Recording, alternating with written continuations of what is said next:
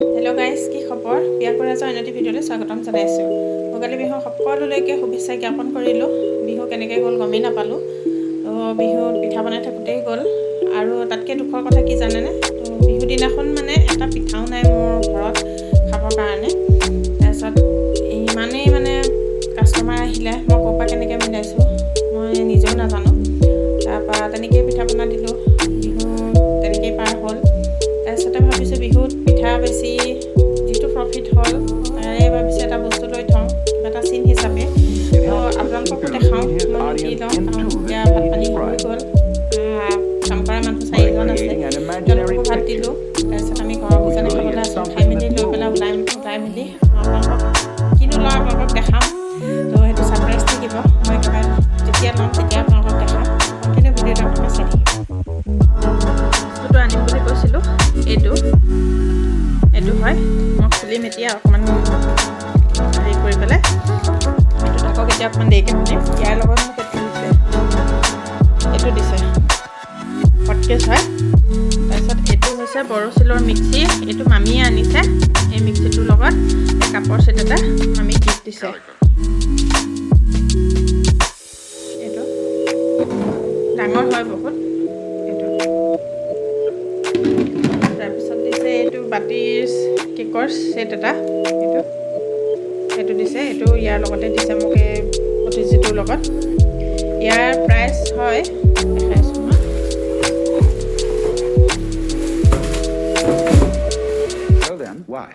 এইটো 1245 টকা আৰু এইটোত লৈছিলে মোৰ 7,000 টকা। 7,000 মোক এই 1245 টকা এইটো অফাৰ দিছে। আৰু এইটো 180 আছিলে এইটো দাম।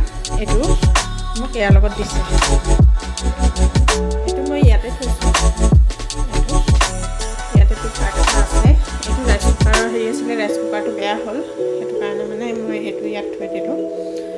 পাকঘৰ ইমান ধুনীয়া নহয়, তো আপোনালোকে নাহাঁহিব। আজি নেক্সট দিনা হয়, তাকে ভাবিছোঁ দুপৰীয়া ভাত বনাইছোঁ। ভাতৰ লগত এটা চাটনি বনাম। তাকে চাটনিটোনো মই কেনেকৈ বনাইছোঁ আপোনালোককো দেখাওঁ বুলি ভাবিলোঁ। আগতে খাইছোঁ, ভাল লাগিছিলে। সেইটো কাৰণে ভাবিছোঁ আপোনালোকৰ লগতো ৰেচিপিটো শ্বেয়াৰ কৰোঁ। তো আপোনালোকেও খাই চাব, এনেকৈ খাই ভাল পাব। তো আহকচোন মইনো চাটনিটো কেনেকৈ বনাইছোঁ আপোনালোকক দেখাওঁ। চাটনিটোৰ কাৰণে আমাক লাগিব মান ধনিয়া পাত, ধনিয়াটো আপোনালোকে নিদিলেও কথা নাই, মোৰ আছিলে কাৰণে অকণমান দি দিলোঁ।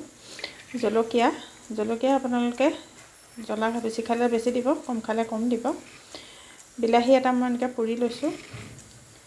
আদা অকণমান, নহৰু কেইফোটামান, কেঁচা মটৰ আৰু এইটো কেঁচা আলুটো মই দিম।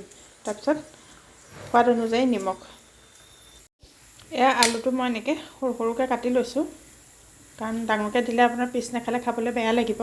সেইকাৰণে মই এনেকৈ সৰু সৰুকৈ টুকুৰা কৰি লৈছোঁ। এতিয়া মই গোটেইখিনি মিক্সাৰ গ্ৰাইণ্ডাৰত দি দিলোঁ। দি পেলাই মই এতিয়া ইয়াত অকণমান নিমখ দিম। নিমখটো আপোনালোকে সোৱাদ অনুযায়ী দিব। বিলাহীটো মই এনেকৈ বাকলিটো এৰুৱাই লৈছোঁ। বিলাহীটো মই এতিয়া নিদিওঁ। বিলাহীটো মই এইখিনি পিচি হোৱাৰ পিছতহে মই বিলাহীটো আকৌ মই ইয়াত পিচি দিম। এয়া মোৰ ধুনীয়াকৈ পিচ খাইছে, অলপ আছে আৰু পিচিবলৈ। মই আধাতে এইকাৰণে ৰখাই দিছোঁ। বিলাহীটো মই এতিয়া দি দিম ইয়াত। বিলাহীটোৰ পৰা যিটো পানী ওলাব সেইটো পানীয়ে হৈ যাব ইয়াত, আৰু এক্সট্ৰাকৈ পানী দিব নালাগে, কাৰণ বিলাহীৰ ৰসটো ওলাই যায়।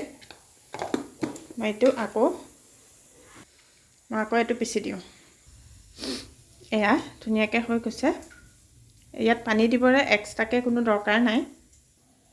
এয়া মোৰ চাটনি ৰেডি হৈ গ'ল। এনেকৈ আপোনালোকেও খাই চাবচোন, বহুত টেষ্টি হয়। নিমখ আপোনালোকে সোৱাদ অনুযায়ীয়ে দিব। প্ৰথমতে বেছিকৈ দি নিদিব। পানী ইয়াত ব্যৱহাৰ কৰা নহয় যিহেতুকে নিমখটো বেছিকৈ দি দিলে হয়তো চোকা হৈ যাব। সেইটো কাৰণে আপোনালোকে পিছতো ব্যৱহাৰ কৰিব পাৰিব নিমখটো। এনেকৈ খাই চাবচোন, বহুত টেষ্টি হয়। চাটনিটো আপোনালোকে খাই চাব, ভাল পাব। আৰু মোৰ ভিডিঅ'টো চাই যদি ভাল পালে প্লিজ এটা লাইক কৰিব, আৰু মোৰ চেনেলটোলৈ যদি নতুনকৈ আহিছে ছাবস্ক্ৰাইব কৰিবলৈ নাপাহৰিব। ধন্যবাদ।